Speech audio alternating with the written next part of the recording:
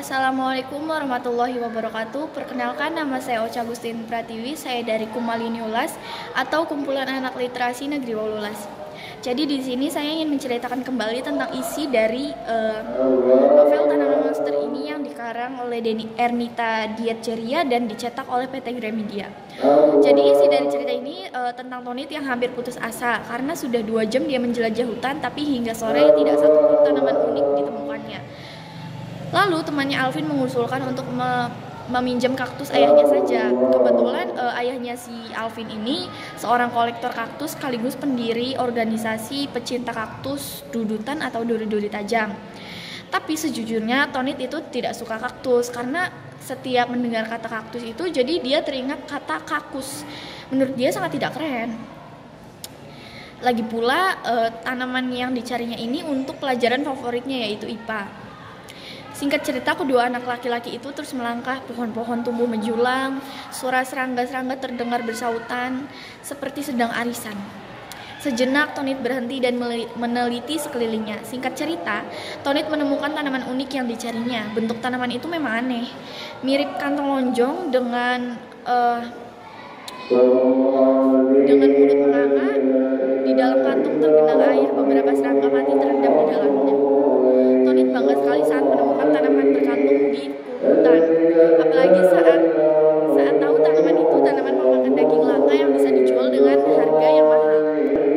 Nah, si Tonit pun membayangkan bisa memberikan uang hasil jualan uang hasil jualannya itu kepada ibunya supaya ibu tidak bisa lelah bekerja lagi, pikir Tonit. Karena Tonit kasihan melihat ibunya yang bekerja keras semenjak ayahnya itu meninggal. Akan tetapi tanaman itu mulai tak puas dengan serangga-serangga yang ia berikan sebagai makanannya. Lalu kucing kakaknya menghilang meninggalkan tetesan darah di dekat pot, dan tanaman itu menjadi besar dan merah. Tonit pun mulai merasa cemas. Begitu Tonit muncul di gudang, kantong monyet bergerak-gerak pelan seperti menyambutnya. Dia beberapa langkah disodorkan sepotong daging yang masih tersisa di tangannya. Dan kantong monyet pun menyambar potongan daging secepat kilat. Jari Tonit pun terluka. Tetesan darah berjatuhan ke lantai gudang. Seluruh tubuhnya gemetar melihat pemandangan di depannya. Wajah Tonit pucat pasi. Dia beringsut menuju pintu gudang dan mendadak kantong monyet itu menghentikan kesibukannya itu. Nah, jadi intinya si Tonit ini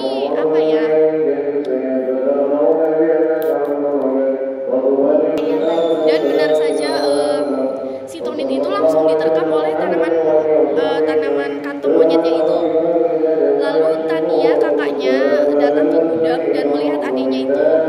Kakaknya hanya bisa melongo melihat adiknya yang sudah dibelit oleh kantong tanaman itu.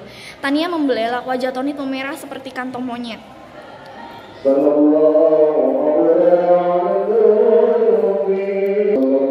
Dan agar Tonit bisa menyelamatkan kakaknya itu, Tonit pun memakan tanaman monster. Tapi tidak lama wajah Tonit menjadi merah dan tatapannya itu kosong. Tania yang melihatnya merasa cemas. Setelah itu Tania mencoba bangkit berdiri. Gagal, kakinya sakit sekali. Dia kembali terempas di lantai. Tonit melangkah kaku mendekati Tania yang gemetar. Mendadak perutnya meronta-ronta, lapar sekali, air liurnya menetes tanpa henti. Dan di sini Tania Morania tampak lezat sekali ya di sini tulisannya. Jadi hikmah yang bisa kita ambil dari cerita ini tuh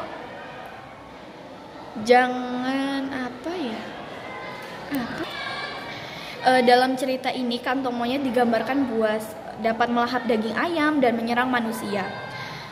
Nah, tentu kenyataannya tidak seperti itu ya teman-teman. Tanaman ini tidak berbahaya. Pada umumnya ia hanya memangsa serangga kecil sebagai santapan.